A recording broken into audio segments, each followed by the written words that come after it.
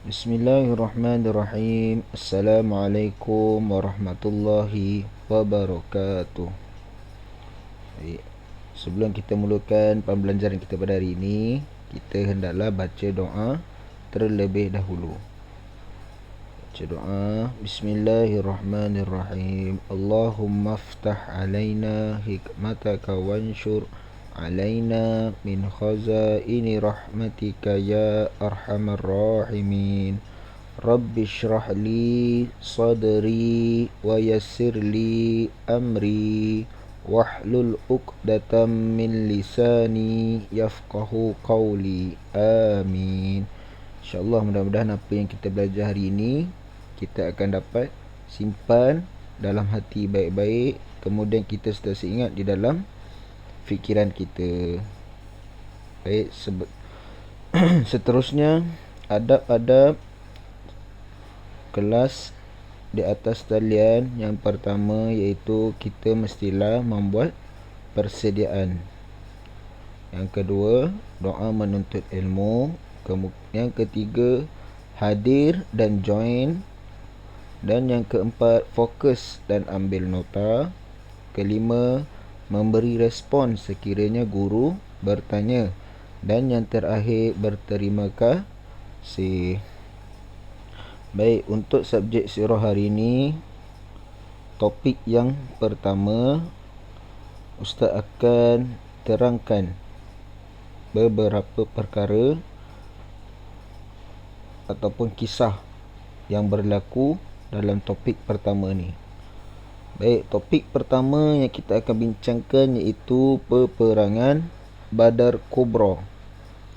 Apa kisah yang berlaku dalam peperangan Badar Kubra ni? Sebab apa ia berlaku? Macam mana dia berlaku? Dia berlaku dengan siapa? Banyak kisahnya ni. Baik. Yang pertama, peperangan Kubra ini berlaku di antara orang Islam Madinah dengan orang kafir Quraisy.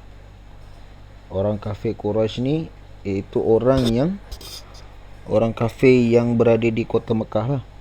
Okey. Jadi peperangan ni berlaku orang Islam yang berada di Madinah dengan orang kafir Quraisy yang berada di kota Mekah. Baik.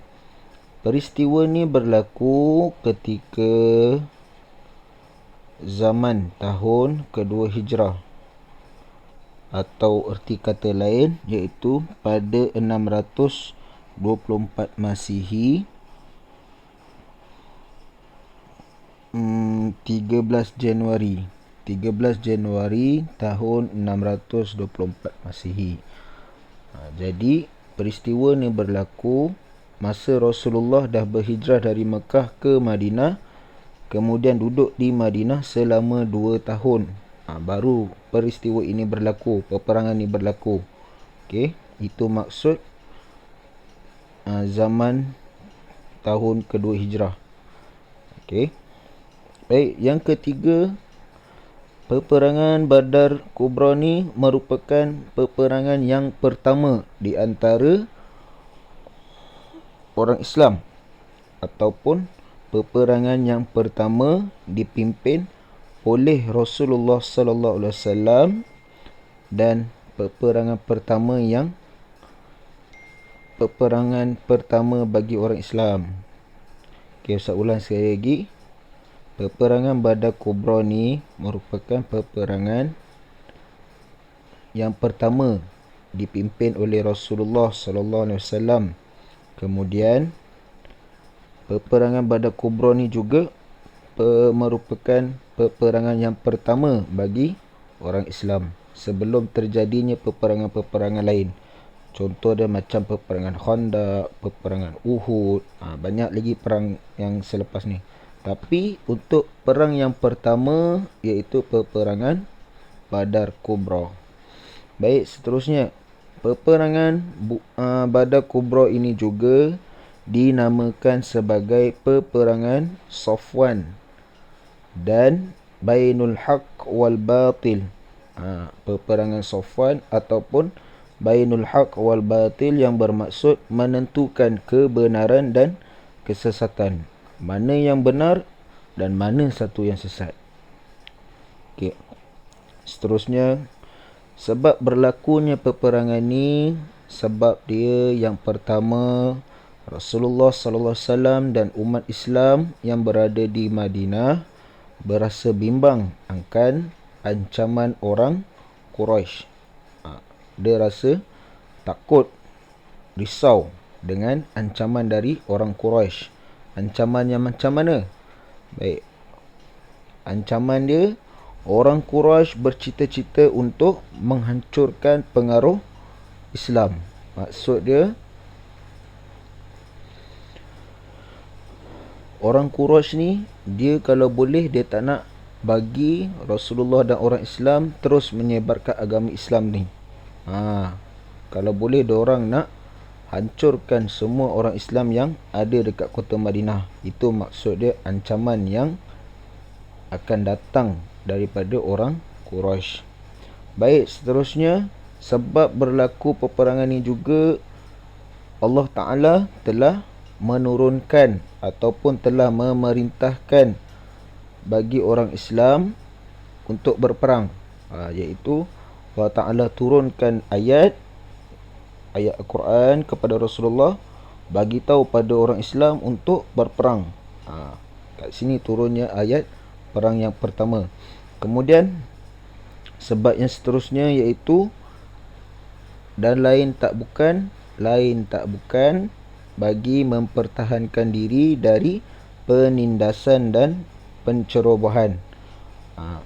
Kerana adanya berlaku penindasan antara orang kafir Quraisy ni terhadap orang Madinah, ataupun pencerobohan daripada orang kafir Quraisy ni terhadap negeri Madinah.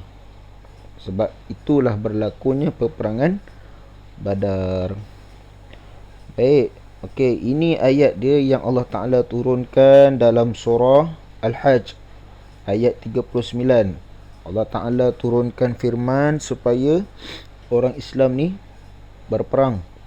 Baik, a'udzubillahi minasyaitonirrajim. Udhina lilladzina yuqataluna biannahum zulimu wa innallaha ala nasrihim laqadir. Maksudnya, diizinkan berperang bagi orang-orang Islam yang diperangi oleh golongan penceroboh, kerana sesungguhnya mereka telah dianiaya dan sesungguhnya Allah amat berkuasa untuk menolong mereka mencapai kemenangan. Ini ayat ni yang Allah turunkan kepada Nabi Muhammad supaya orang-orang Islam ni memerangi orang yang menceroboh Madinah, kemudian mempertahankan diri daripada penindasan yang akan dilakukan oleh kaum Quraisy. Baik, saya rasa setakat itu sahaja untuk kelas hari ini. Sekiranya ada apa yang tak faham dalam penerangan ini, boleh tanya pada guru kelas masing-masing, WhatsApp ataupun email, macam-macam lah boleh. Okey, setakat itu sahaja. Wabillahi wal taufiq wal hidayah. Assalamualaikum warahmatullahi wabarakatuh.